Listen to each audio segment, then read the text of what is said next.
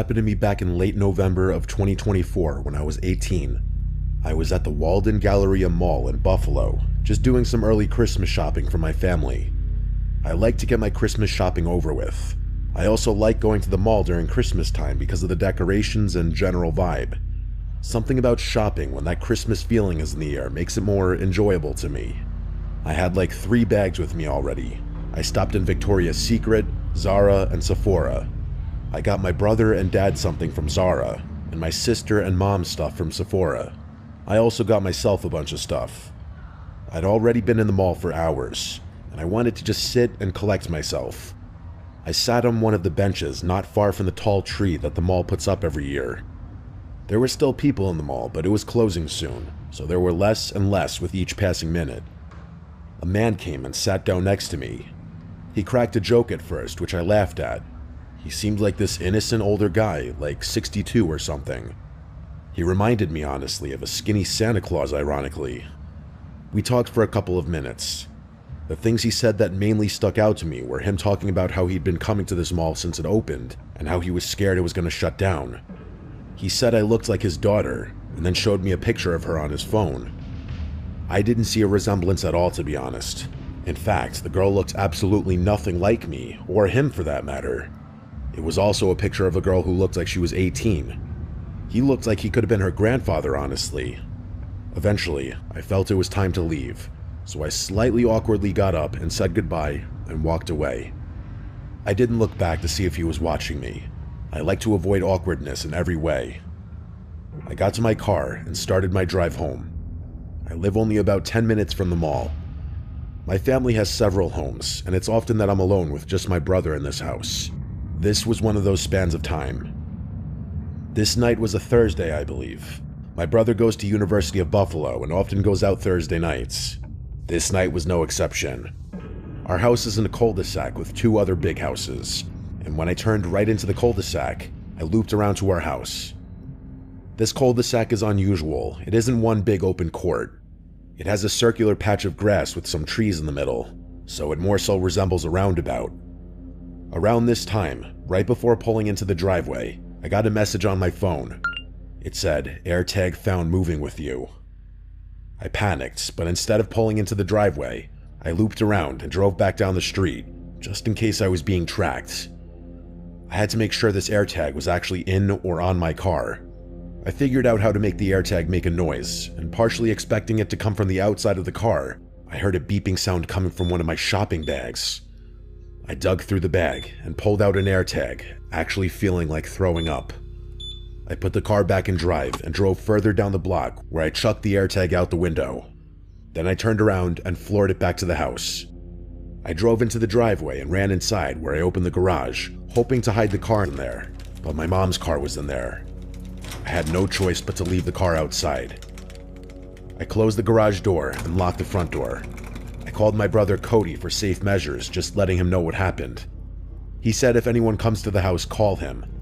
Him saying that alone scared me, especially hearing in his tone that he wasn't kidding, but he also sounded kinda drunk. I went to the living room and tried to just take my mind off of it, but I wouldn't have written this if that's where it ended. The sound of the doorbell made me sick immediately. It was like in the back of my mind I was dreading it, and it happened. Followed by the doorbell was 3 loud, distinct knocks.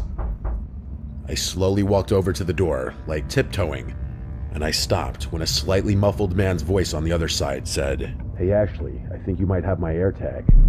And it all hit me instantly. It was that man from the mall. He probably purposely threw his AirTag into my Sephora bag to stalk me home. He saw me through the textured glass. When I guess he saw me hurrying away, I heard him yell that he promises he dropped the AirTag in there by accident. I didn't listen to a word he said. Even if he was telling the truth, the AirTag wasn't in my house and he'd have seen that. It meant he saw me go to the house and that's all he wanted. I called Cody again, and at first he thought I was joking, but when he heard I was serious, he said he was on his way home. The downtown bars are not far away, so I'd only have to wait maybe 10 minutes. When I peeked back at the door, I could no longer see the man through the glass. Maybe he was gone, I thought. I went to the living room and turned on the TV to drown out the silence. I was trying not to think about the man at the door. I just waited for Cody, and out of the corner of my eye, I saw movement. I looked over, but now I didn't see anything. I sat there trying to convince myself there was nothing. Maybe the man left. Somehow, I did briefly convince myself of that, but after a minute or two of watching TV, I heard the same voice from outside that window say, "I love it when they play dumb."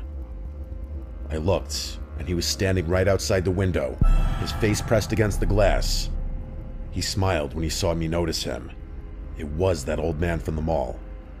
He lifted his hand and tapped on the window, then said, "Don't pretend you don't know I'm watching you." I called Cody and yelled into the phone that the man was at the window. He said he was almost home and told me to call 911, so I hung up and did just that. The man just kept standing there watching me, smiling like this was a game, and I couldn't take it anymore, so I left the living room to the office where there were no windows. A few minutes later, I heard Cody pull into the driveway. Cody ran inside, but when we looked back at the window, the man was gone. The cop who arrived searched but found no footprints or anything. The cop was not very familiar with the process for reporting an AirTag, but he gave me a police report number to use, and he suggested contacting Apple to start the process of tracking the owner. The next day, I tried that, but it turned out it would be a much more involved legal process than I was expecting. When I simply didn't hear or see anything else for a couple of weeks, I just lost interest.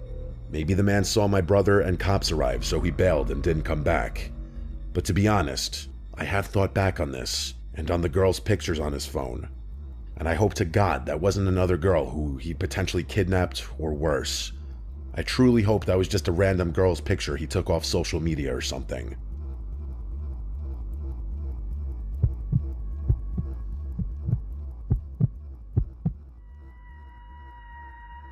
This experience changed me for the worse. I'm not the same person I was before it all happened, and I fear I never will be again. My name is Claire. This didn't happen so long ago that I've forgotten about it, but it's not like it happened last week either. I no longer live where this story took place, so that's why I feel comfortable talking about it now. I had just moved to a new city for a promotion at work. It wasn't anything too exciting, just your standard mid-sized city. It was a Tuesday evening when the first strange thing happened. I was driving home from work, which, mind you, is just a short 15-minute commute, and I was listening to a podcast when my phone buzzed. It was a notification I had never seen before.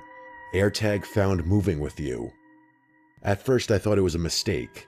Maybe someone had dropped their keys in the parking lot, or maybe it was just one of my friends playing a prank. But as soon as I opened the notification, I was horrified.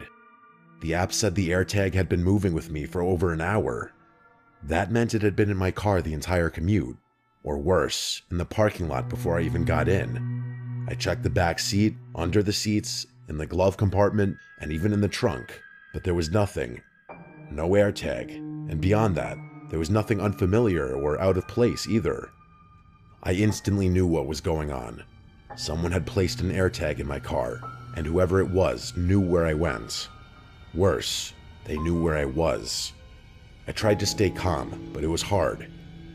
Unable to find the AirTag, I had no choice but to drive home, meaning I'd be leading a potential stalker directly to my apartment, but I had no other option. Once I got home, I checked my car again, this time more thoroughly. I still couldn't find it though, despite my phone insisting it was there.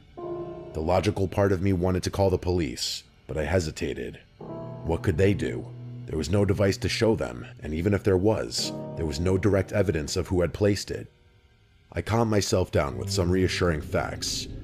My apartment had decent security, so it wasn't the end of the world if someone knew where I lived, and it wasn't like I could undrive home. Whoever the AirTag belonged to already knew my location, which no police or anyone else could change, so I tried to ignore it. The next morning, I drove to work as usual. The notification popped up again when I got to work, but I ignored it.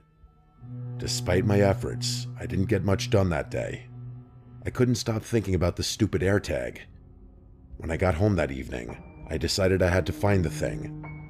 I spent probably an hour going through my car checking every possible hiding spot, even though I had already checked most of them the day before. Right when I was about to give up again, I ran my hand along the crack where the back seat meets the back and my fingers hit something solid. I already knew what it was. I took the thing inside, trying to ignore how violently my hands were shaking. I ended up just taking the battery out of it because I didn't know what else to do. I didn't want to destroy it because it could have been used as evidence, but I didn't like the thought of it still being active. The thought that someone had been watching my every move for days, maybe weeks, made me feel exposed in a way that I had never felt before. That night, while I was trying to sleep, I kept thinking about who could have planted that thing in the first place. There were a fair share of guys in my life, ex-boyfriends, friends of friends, flings, but no one who would have done something so messed up.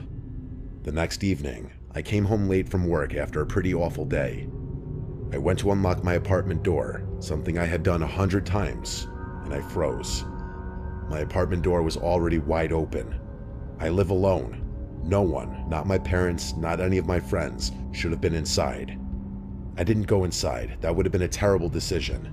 Instead, I went straight back to my car and called the police. They checked the apartment thoroughly. There was no definitive evidence of anyone ever being there. No fingerprints, no forced entry, nothing to indicate someone had actually been inside. I ended up showing them the AirTag notifications and told them everything that had been happening the past few days. The police kept asking me if I had a history of being stalked, or if I knew anyone who would do such a thing, but I didn't. The whole thing was such a nightmare. Things did die down slightly after that. My stalker had probably gotten wind of the police visit, but I ended up moving out anyway. Luckily, I don't think that person followed or tracked me to my new place, but it still gets at me that someone in my life stalked and broke into my apartment. The worst part though, the thing that makes this all so scary, is that I still have no idea how they broke into my apartment in the first place. The door wasn't damaged or broken into. It was simply unlocked with a key that no one else should have had.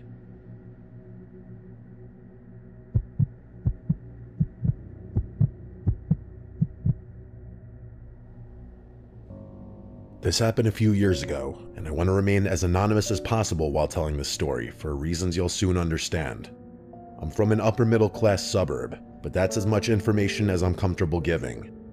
The nightmare I'm about to tell you about took place over several months and led to a slew of legal issues that, at times, made me genuinely question whether my life was going to be ruined. In other words, it wasn't just stressful and scary, but truly overwhelming on a level that's difficult to capture. I don't mean that as a joke or a figure of speech. There were days where I spent hours staring at the ceiling while considering some very dark things. This all started a couple weeks after I broke up with my first serious girlfriend after college. Let's just call her Devin. I'm not going to get into it. I refuse to do that to myself.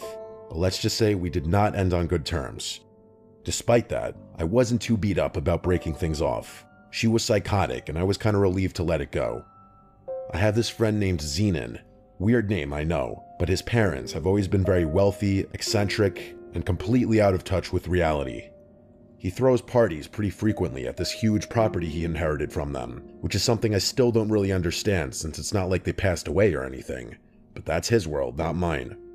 I was at one of these parties where I ran into one of my ex's friends, who I'll just call Taylor. Seeing her there wasn't the most surprising thing in the world. Most people in our area know Zenon, and basically everyone went to the same high schools and colleges around here. Plus, most of the people who left for college ended up coming back anyway. What was surprising was how aggressively and obviously she was coming on to me. Taylor had always talked shit about me to Devin while we were dating, so I found her behavior extremely strange. But my skepticism didn't last, and I ultimately gave in after a few more beers. And before you jump to call me stupid, if you knew what Taylor looked like, you wouldn't blame me. The two of us ended up hooking up in one of the upstairs bedrooms. I must have been significantly more dazed than she was, because I hadn't even started getting dressed before she was already halfway out the room. As I was leaving the room myself, I realized my wallet was no longer in my pants pocket. Taylor had disappeared at that point, probably to go flirt with some other guy in the crowd, but I tried to find her anyway. After maybe 20 minutes of searching, I gave up. I ran back upstairs to the room we'd been in and searched everywhere, but my wallet was nowhere to be found. My next instinct was to call her, but it took me all of 10 seconds to remember that I was still blocked from when Devin and I had broken up.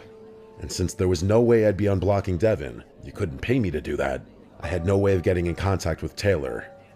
Losing my wallet didn't bother me all that much though. It was probably just the alcohol, but I decided to ignore the problem for the rest of the night, enjoy the party, and honestly relish in the fact that I'd gotten one over on my ex by hooking up with her friend. I don't remember much after that. I'm pretty sure one of my buddies ended up driving me home. The second I woke up the next morning, I instantly remembered the AirTag I kept in my wallet for situations exactly like the one from the night before.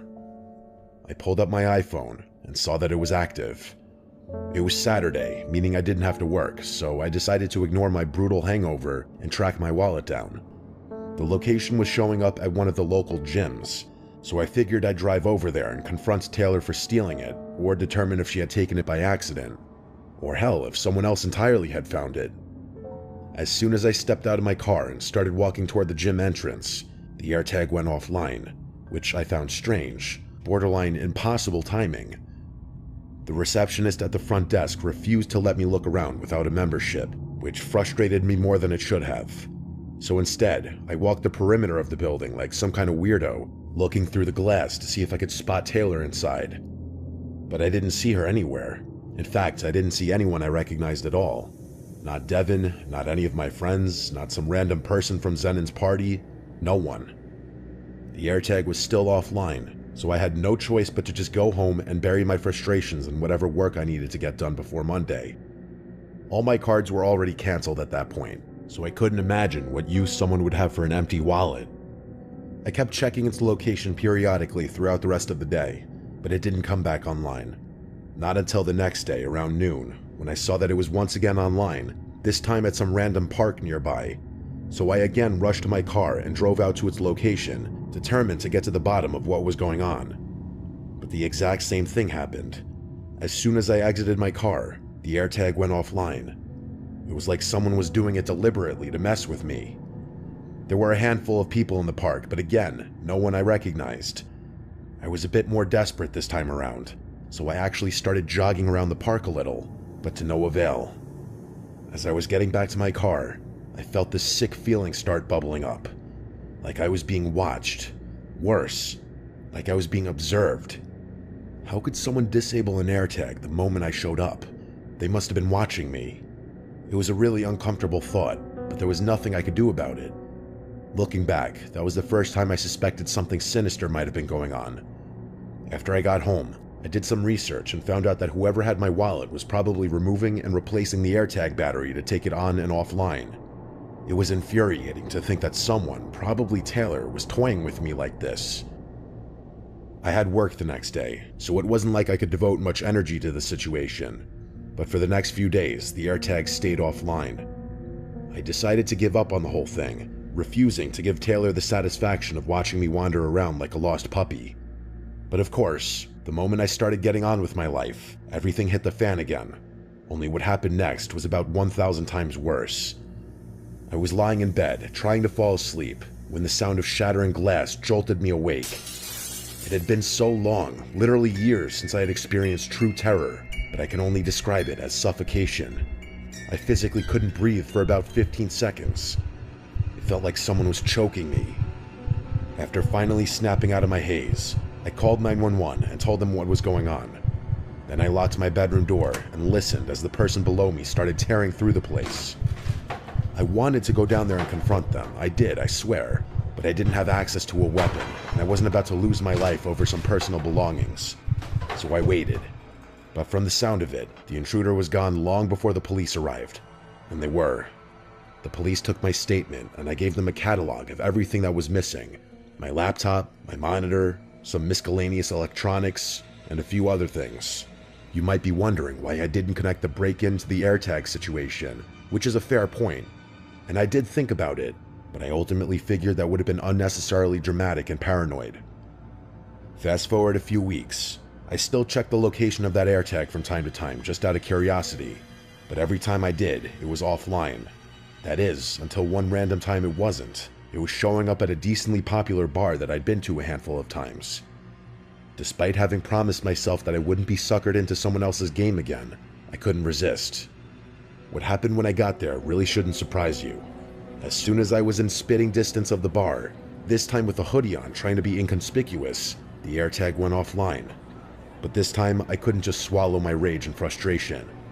I actually started going up to random people in the line and accusing them of having taken my wallet. It was bad. I was just approaching people at random, and even though I knew I was causing a scene, I couldn't stop. Everyone was staring at me, and that just made my outburst that much worse. It got so bad to the point where one of the bouncers had to come over and physically kick me off the premises. It was one of the most embarrassing and infuriating moments of my life. I got played just one more time after that, this time at a random coffee shop in the middle of the day, before I swore to never check the AirTag's location again, this time for real. But just over a week later, my life damn near ended. This is where excess detail becomes really risky, but please know that what I said earlier is 100% true. What happened next caused irreparable damage to my mental health and put me in a very dark place. I was getting ready for work one day when there was a knock at my door. It was the police, and they had an arrest warrant with my name on it for suspicion of stalking, along with a search warrant for my house. Specifically, they were looking for a journal that was supposedly hidden in one of my dresser drawers. I had no idea what was going on. I told them there was no journal in my room, but they weren't asking for my permission. That was what the warrant was for. Still, I insisted that there was no journal anywhere in my room, but they found one anyway. I didn't see them find it. I was already in the back of a police car in handcuffs by then. The next few months of my life were an absolute nightmare. Apparently, Devin had been crafting a case against me without my knowledge for over a month. She had produced what seemed like an overwhelming amount of evidence that I'd been stalking her during that entire period of time, even though in reality, I hadn't seen or communicated with her even once. There were pictures of me that she claimed to have taken at the gym, that one park, and the other locations. Locations that I'd been lured to by the AirTag. It was her the whole time. She had text messages that supposedly proved she was at those locations when those photos were taken, even though I knew for a fact that she hadn't been at any of them. But it gets worse. She had a series of text messages that had apparently been sent from my phone to hers over the course of several weeks. Really disturbing, harassing messages. Stuff an actual stalker would say, which is basically what I was at that point. In the messages, Devin would plead and beg quote-unquote me to stop contacting her, saying my actions were damaging her mental state. She's bipolar and takes medication for it, and she was saying that what I was doing was causing her to live in constant fear and anxiety. She even claimed that the stress from my harassment made her crash her car, among some other things I don't want to repeat. No one believed my story. I had no proof of anything, and she had it all. The journal was the most damning piece of evidence. It supposedly contained pages upon pages of me detailing Devin's daily schedule and having these psychotic conversations with myself about all the sick, nasty things I was going to do to her. Reading it made me feel sick, not just because it was so disturbing, but because I didn't write a single bit of it. No lawyer could help me. Her evidence was too overwhelming, and I couldn't prove any of it was fabricated. At one point, I was being advised to plead guilty. Guilty to a slew of crimes I didn't commit and would never think about committing. It was utterly disgusting. It made me feel like a disgusting human being. What ended up saving me was something completely out of my control. This guy Devin was sleeping with, I won't even bother naming him, called the police and confessed his role to the whole scheme. He told them that Devin had given him my AirTag, which she'd gotten from Taylor after Zenin's party. According to him, Devin had instructed him to lure me to different locations, remove the battery when he spotted me, and take inconspicuous pictures of me from a distance. He agreed to it because he thought it was some kind of funny joke at first, but text messages between him and Devin revealed that he started having second thoughts when she began talking about planting evidence in my house. The texts also showed exactly how she'd done that too. She apparently had made a copy of my house keys without my knowledge while we were still dating. Things went pretty quickly after that. Under pressure to now tell the truth, Devin ended up admitting to everything, including breaking into my house herself. She'd stolen my laptop because she knew my password, another thing I had no idea about, and she planned to use it to send those harassing messages to herself. Her logic was that she could later claim that I'd sent them from my phone and then deleted them, and that my laptop had been stolen so it couldn't be used as evidence against her story. She said breaking in and making it look like a random robbery was safer than constantly sneaking into my house over several weeks to send messages and delete them. Everything was eventually dismissed and justice was served, but I don't think I'll ever recover from what happened. I bet this story is already pretty long, but I could write pages and pages more about it. I haven't even given you the specifics of the aftermath, the way my family and friends alienated me, or even the painful process of keeping my name off the internet. I haven't given you my theories about why my ex would go to those lengths in the first place, or the kinds of stunts she used to pull while we were dating. I don't know if I'll ever feel comfortable dating someone again. That's the worst part of it. The idea that someone could manipulate technology and the legal system to effectively destroy my life, and almost get away with it, is something that will forever terrify me. If that guy hadn't developed a conscience, my life might actually have been ruined.